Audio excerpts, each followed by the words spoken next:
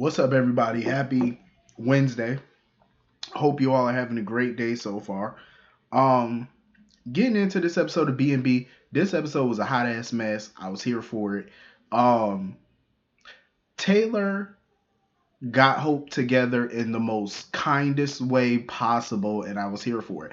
I love having Taylor back. I do because you know what? Taylor don't have to scream. She don't have to act out. She ain't got to show out. She ain't got to do none of that. She was so kind to Hope, but she put Hope in her place in the most nicest way possible. And I love how Hope tried to make it seem like Brooke wasn't threatened by Taylor, talking about, oh, Brooke wasn't upset when she heard Taylor was back in town. Yes, she was. Yes, she was. Steffi knew it. That's why she said it to her. She was like, it ain't our fault if your mother is upset that my mother's back in town. And Hope tried to deny it, and it's true. She was.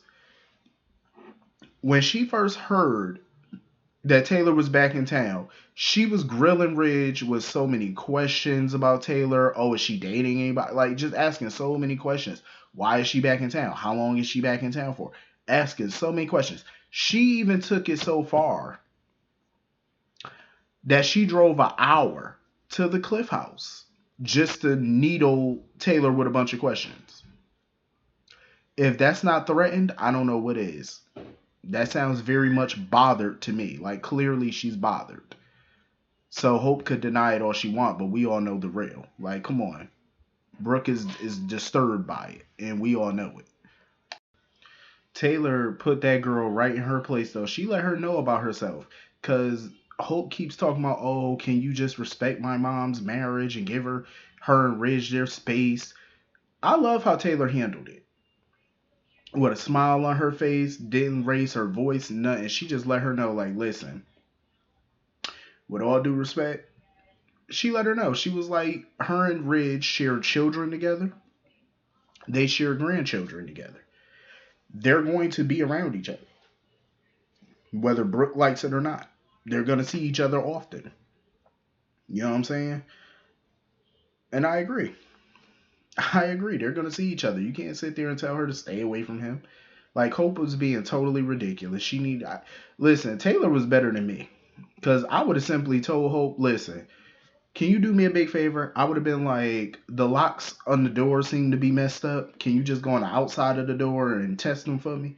I would have slammed that door right in her face and told her to kindly take your ass back to Beverly Hills, wherever the hell you came from. Go on back to LA. Go ahead. Take that hour's drive back to your home place, back to your cabin you go, and live like a woodsman. Please go. Exit stage left, please and thank you. I wouldn't be tolerating that mess. Please, you ain't about to come up in my home, you know what I'm saying, in my mate's home and talking down to me. Hell to the no. I love how Taylor and Steffi handled that. That's how you do it. You know, before I didn't want Taylor to just go down in the gutter with Brooke over Ridge because I don't think nobody should be fighting over no dude. I don't think they should, honestly. But if Taylor and Ridge just so happen to want each other or whatever, maybe that's gonna happen. I don't know. But it was kind of so funny how Steffi was basically telling her mother that she's not encouraging her to fight or to compete, rather, for a man. She was just telling her to fight for her family. It made me laugh because I'm like, basically, that's what you're telling her to do. You're just using different words. Um, Steffi had a lot of valid points, though. I mean, Ridge is not perfect. He waffled for a lot of years back and forth between Taylor and Brooke. But I don't blame Steffi for wanting her father the hell away from Brooke. You know, like I said, Ridge ain't perfect. He had his dirt over the years too. But Brooke is forever in scandal. And she brings a lot of this on herself.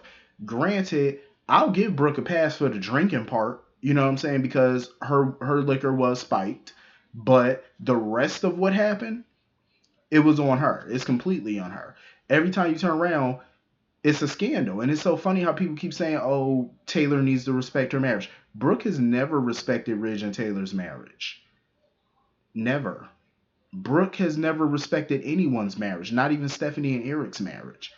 She never even respected Bridget's marriage. I mean, hell, she slept with her son in law and got pregnant. Come on. Every time you turn around, Brooke is in scandal, and it's all behind a man. It's all behind some dick. It's like, grow up. And she's still doing it at 60 plus years old, still out here doing it, dipping it and doing it. So at this point, if Taylor wants to, go after Ridge, I'm not mad at it. I'm not even mad at it. I'll sit back with my popcorn. I will enjoy the hell out of it because you know what, Brooke deserves it at this point. She's a walking scandal. Um. So anyway, moving on from that, Brooke is still whining about trying to figure out why she had the urge to drink that night. I'm so tired of hearing her say this. Um. And it was so funny to me how now all of a sudden she trying to shoo Ridge out the house or whatever. Talking about, oh, I know you got business meetings and this, that, and the third to go to. Go ahead, I'll be fine by myself. You just told him basically that you're not yourself when he's not around. But now all of a sudden you'll be fine by yourself now. Where was the same energy when he left for just one night? Where was that? Like, keep the same energy that you had before. Um I'm just being real.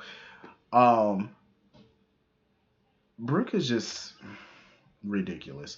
And I hate how she keeps bringing up the fact that he wasn't home and that might have, like trying to gaslight that man.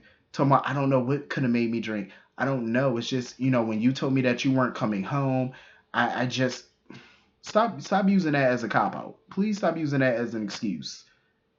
There are women out there whose husbands go out of town all the time for longer than just a day, and they ain't out here throwing back alcohols, knowing that they shouldn't be drinking. They ain't out here kissing their baby daddy / former stepsons. They not out here doing it. So please stop the excuse. That is so tired and lame. Um, so of course Hope is trying to figure out why she hasn't heard from Deacon since New Year's Eve, and why her mother all of a sudden changed her stance on Deacon being around now. Um, she's just trying to get to the bottom of all this, and I'm like, it's not rocket science. Figure it out. It's not that hard to think. Like, your mother's clearly lying about what happened New Year's Eve because she keeps saying she was alone New Year's Eve. I'm like, put 2 and 2 together. 2 plus 2 makes 4. Put it together. Why do you think all of a sudden? It's obvious. I'm actually kind of surprised that Brooke is not spilling the beans to Hope because normally she would tell her about all this. So the fact she not is hilarious to me. Um, I wonder what Hope reaction is gonna be when she find out what happened New Year's Eve between her parents. So anyway, moving on from that, I'm loving Grace. I really am. Because when Carter came up in that office, you could tell Grace was not really feeling him, especially after what he did to Zoe.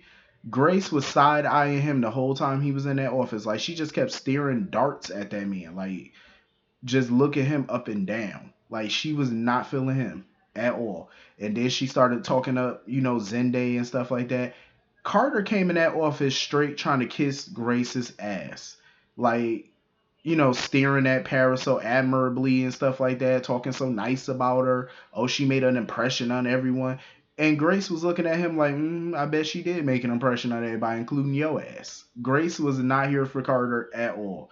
Like, she was just looking at him just with this knowing look. Like, yeah, I know you ain't shit. You're Casanova Forrester, I know.